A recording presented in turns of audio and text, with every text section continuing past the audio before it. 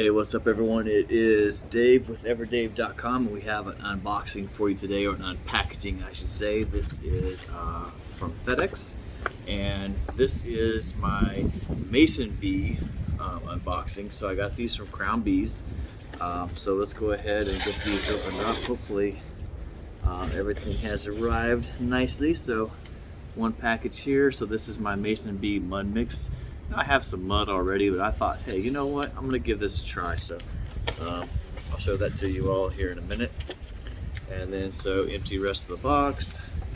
And then my little packet of Mason bees here inside this. So they're protected. I like how they ship stuff. They were shipping some things in a tube. And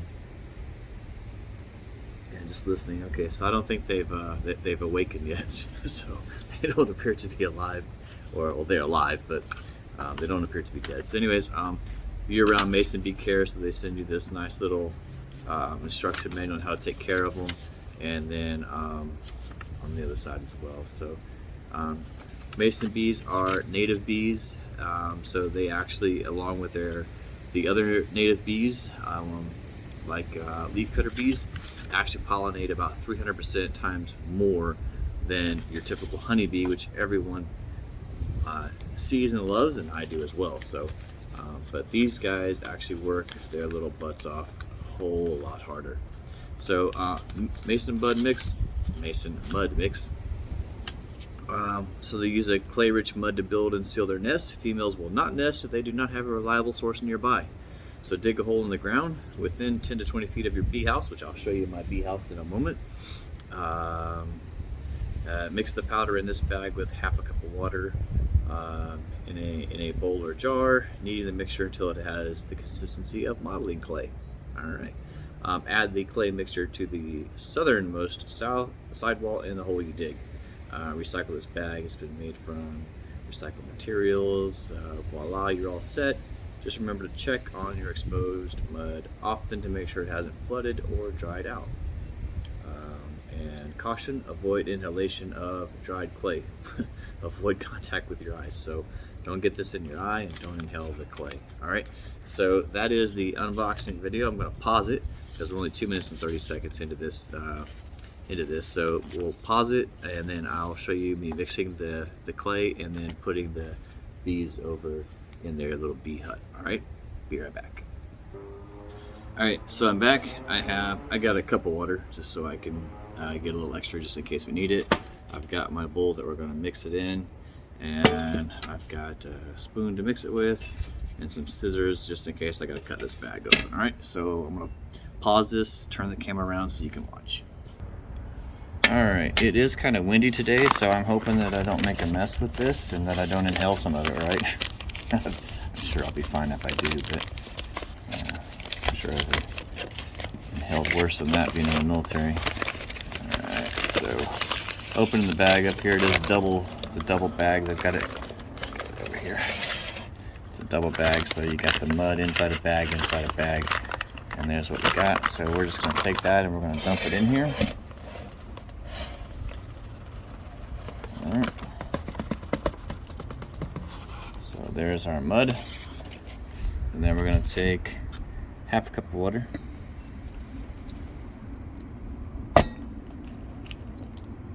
That's about half. All right, now we're going to mix it up here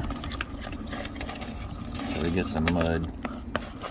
It does spray around quite a bit, so if you don't want to inhale it, keep your head back. So it does kind of get that clay consistency like they were talking about, so that's pretty cool.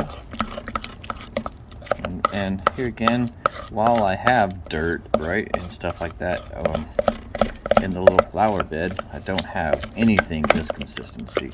So might be why they didn't stick around last year when I put them out. At least I don't think they did. I didn't really see much proof of them. But after they left the little nest, but I don't know that very many of them came back to the hotel. It wasn't a 5-star hotel, I guess. Maybe this will make it a 5-star.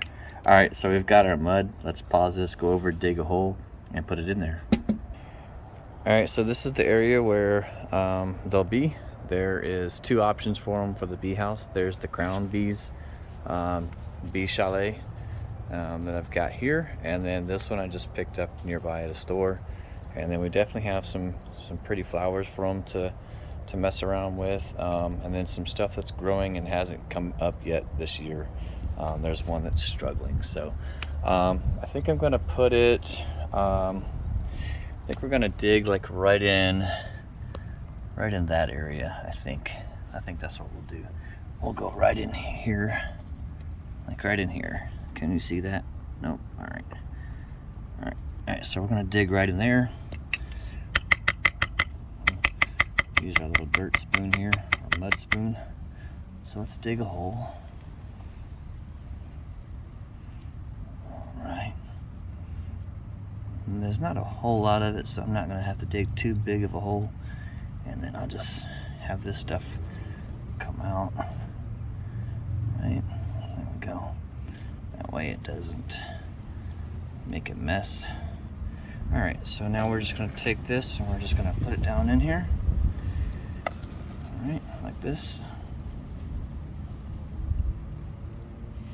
We're gonna get as much of it as we have. Hopefully y'all can hear me. It's windy as I'll get out today in Texas. All right, a little bit more.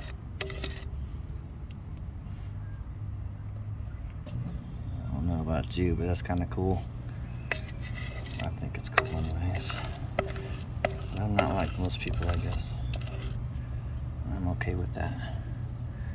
All right, so there's the hole that we're going to call our mud hole, I guess. Get a little more. All right, and then just so it stays there or whatever, I'm just gonna tamper down around here and make sure this dirt over here is just kind of good and down as well, so it doesn't make a mess, blow over. All right, so that's the hole, and now we'll get the bees and show you that. All right, I'm gonna try and do this with one hand, but so here's the bee chalet. Here again, they've got this one as well. Both of them right above the mud pit there in the middle. All right, so what I've got is I went with this option for mine, so I'm gonna pull this out and just shake any residue that's in there from last year out. There we go. And then I'm just gonna set it down here, and then we have our gnome who's guarding the garden, right? All right, so here we go. I've got our bees here. I'm gonna pull this out, which it appears, yeah, it just stuck a little bit. All right, so hopefully here again, hopefully they're not awake when I open this. If they are, hopefully they stick around and know where home is. But all right, so here we go. And I'm just gonna take these 20-ish cocoons. I ordered 20. So let's see how many we got. There's 1, 2, 3, 4, 5, 6, 7, 8, 9, 10, 11, 12, 13, 14, 15, 16, 17, 18, 19, 20. Oh, we got 21. So thank you, Crown Bees, for our little extra. All right, so now what I'm doing is I'll take them and then put them back up here in the bee chalet. And then when they're ready and they warm up and they're ready to come out, they'll just poke their little heads out that hole there. And then they will have this little garden to call home, hopefully. And yeah. So yeah, that's pretty much it. So they've got this backyard to play around in, and hopefully they'll pollinate the flower, and some of the other stuff that I'm going to be planting. I'll have some other stuff here soon that they'll be able to hang around and pollinate as well. So all right, that's my crown bees, mason bees, unboxing and what we'll call it a first look video. All right, so hey, I love stuff like this. When I learned about native bees, it just really interested me in the fact that, you know, this is something that, you know, no one thinks about. The bees that are native to your area where you live, you know, in the United States for me, right? So honeybees are not native to the United States. They actually were imported. So and then I just love these guys and their furry little bodies and the way that they just roll around in the flowers and get that pollen all over them. And then they go to the next one and do the same thing, right? So just huge pollinators, and I think it's cool. So all right, so thanks for joining me today. I hope you all are having an amazing day, and appreciate you for watching. All right, from Central Texas, God bless. When life keeps falling and wonder where he is in all this mess, he's right there to guide you, unseen, you're not